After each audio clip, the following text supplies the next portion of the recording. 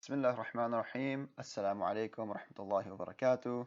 Here we go, back with another lesson. As promised, we will finally go over a page from this book.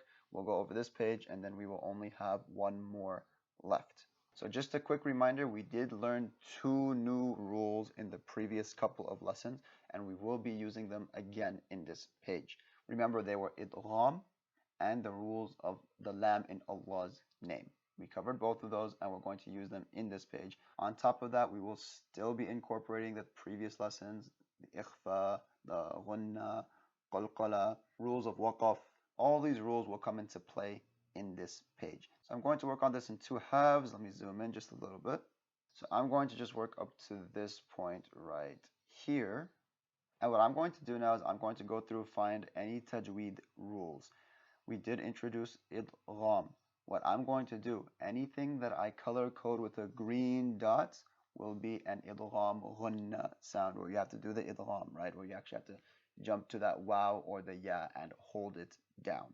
So if you see a green dot, that will be the idgham sound. I'm going to go through, I'm going to label this. Let's see. Okay, so I managed to label the ghunnas and the idghams. There are no signs of ikhfas or qalqalas on this bit of the page. So I'm going to change my ink to black now because now I'm using green to denote idghams. Let's go ahead and read just as we've been doing all along. Here we go. Ja, za, an, jazaan, ma, la, I, ka, tu, malaikatu. So we gotta do ghunna and we have to do mad here. So inna a'tayna. Inna a'tayna. Let's move on to this one. Ilayna.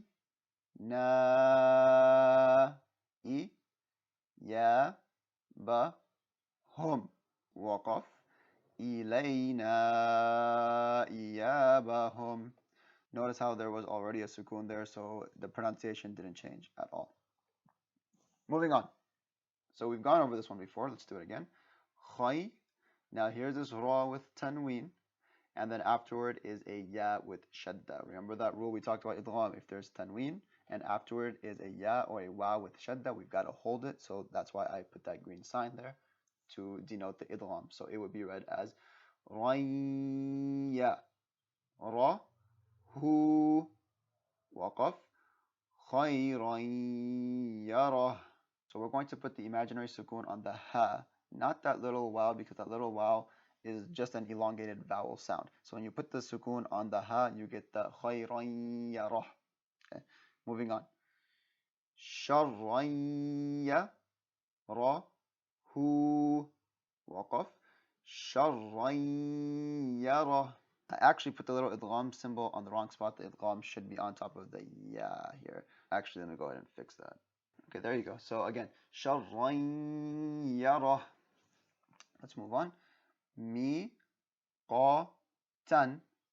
waqaf, miqata, yawma, yawma. So you may be wondering why I put an idgham circle on top of the ya. And the reason why is if we were to pretend that this waqaf was not there, and it is allowed in the Qur'an where you can actually jump the waqaf, the only thing then is that you would have to follow the rules as if the waqaf isn't there. So if that waqaf wasn't there, we would be doing idgham. So let me go through it again. This time I'm actually going to read it as if the waqaf isn't there. Miqatan yawma. Moving on to the next one. Fa man ya'mal.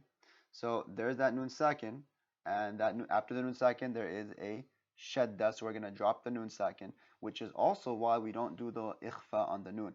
Usually we would be faman, right? But because there's a letter with shadda after it, we're going to drop the nun, we're going to drop the ikhfa, and we're going to actually jump it completely. And in this case, it is a ya, so we would have to do idgham. So once again, all together, فَمَن يَعْمَلْ. Okay, moving on. Again, here's another noon sakin, but after it is a noon with a shadda. So we're going to skip this noon sakin entirely, and we're going to jump to the noon with the shadda. Minna sirin. Minna sirin. Before I continue to this one, I do want to point out that I did add an ikhfa. I missed it. It's actually on this hamza.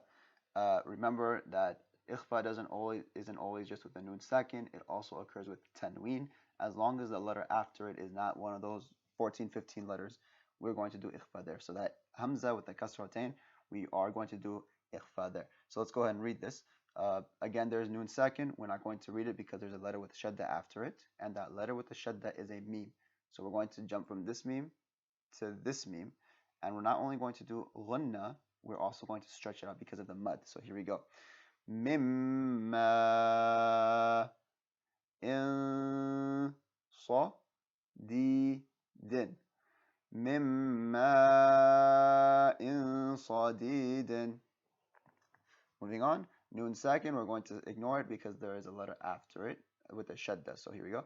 It would just become mil rabbika. Okay, mil rabbika. We skipped the noon because after it there was a shadda. I'm going to clean this up. We're going to scroll down to the second half of the page now. I'm going to quickly go through, put my tajweed rules. We got a good combination of ghunna, idgham, qalqala, and ikhfa. We're going to get some good practice with all of them here. So we've actually seen this first one, so let's go ahead and review it real quickly. Ra, su, lummi.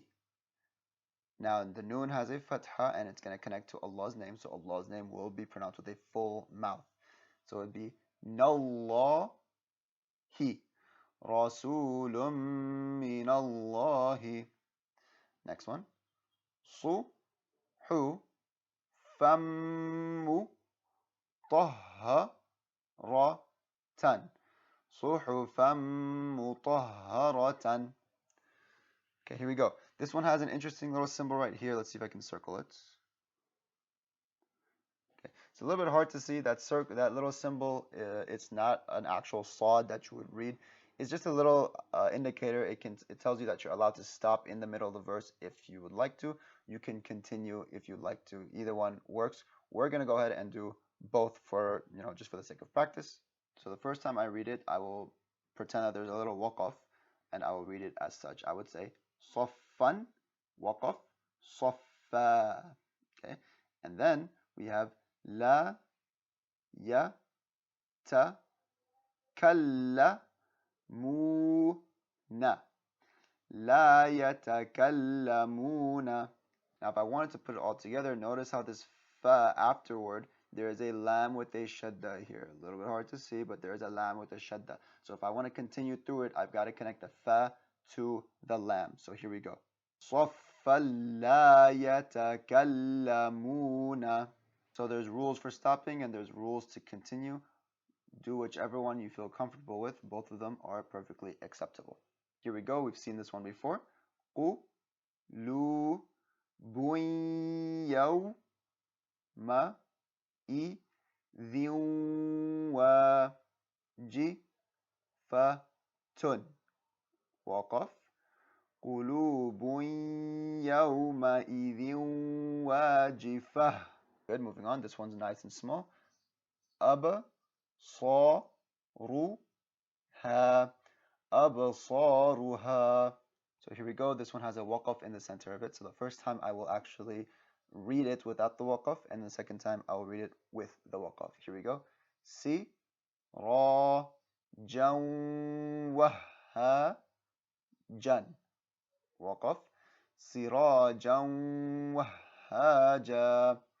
And finally, wa anzalna. Wa anzalna.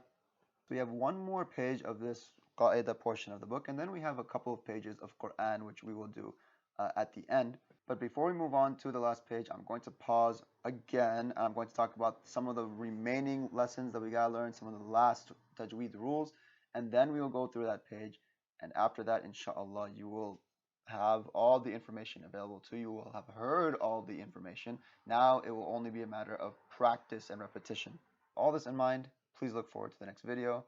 Keep me in your du'as, and I will see you next time, inshallah. Assalamu alaikum wa rahmatullahi wa barakatuh.